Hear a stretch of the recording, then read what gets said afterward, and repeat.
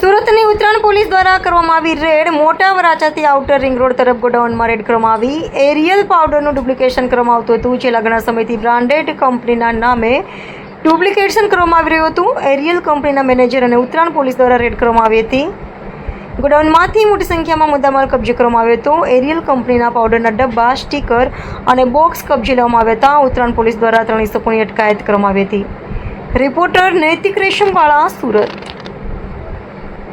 સુરત શહેરના Uttarayan police station વિસ્તારમાં આવેલ મોટા વરાછાથી ભરથાણા જતા રસ્તા પર મહાવીર કેમ્પસની જગ્યામાં ડુપ્લિકેટ ડિટર્જન્ટ બનાવતા હોવાની માહિતી સ્થાનિક પોલીસને મળેલ, જેના આધારે કન્સર્ન કંપનીના અધિકારીઓને સાથે રાખી સ્થાનિક પોલીસે રેડ કરેલી.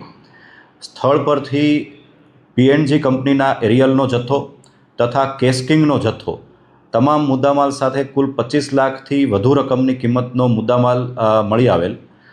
સ્થળ પર 3 આરોપી મળી આવેલ, જેઓની પણ ધરપકડ કરવામાં આવેલ છે.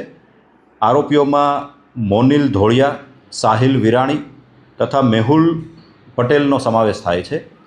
આરોપીઓ પૈકી મોનિલ ધોળિયા અગાઉ કામરેજ પોલીસ સ્ટેશન વિસ્તારમાં પણ આ જ પ્રકારના ડુપ્લિકેટ પ્રોડક્ટ બનાવવાના ગુનામાં ધરપકડ થઈ ચૂકેલ છે તેની, અને તેના વિરુદ્ધ અગાઉ કાર્યવાહી પણ થયેલ છે.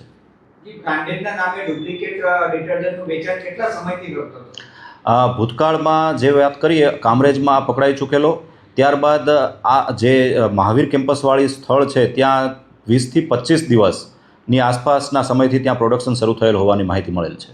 રિટેલ માર્કેટમાં વેચાણ કરતો હતો કે હોલસેલ માર્કેટમાં વેચાણ? જે આરોપીઓની ધરપકડ કરી તે અંગેની તમામ પૂછપરછ ચાલુ છે. હાલમાં પ્રાથમિક માહિતી અને પ્રાથમિક પૂછપરછ મુજબ આરોપી જે ડુપ્લિકેટ પ્રોડક્ટ બનાવતો તેનું વેચાણ સુરત શહેર અને આસપાસના વિસ્તારોમાં લોકલ માર્કેટમાં કરતો, આ ઉપરાંત ઓનલાઈન પણ તેનું વેચાણ કરતો હોવાની માહિતી મળેલ છે.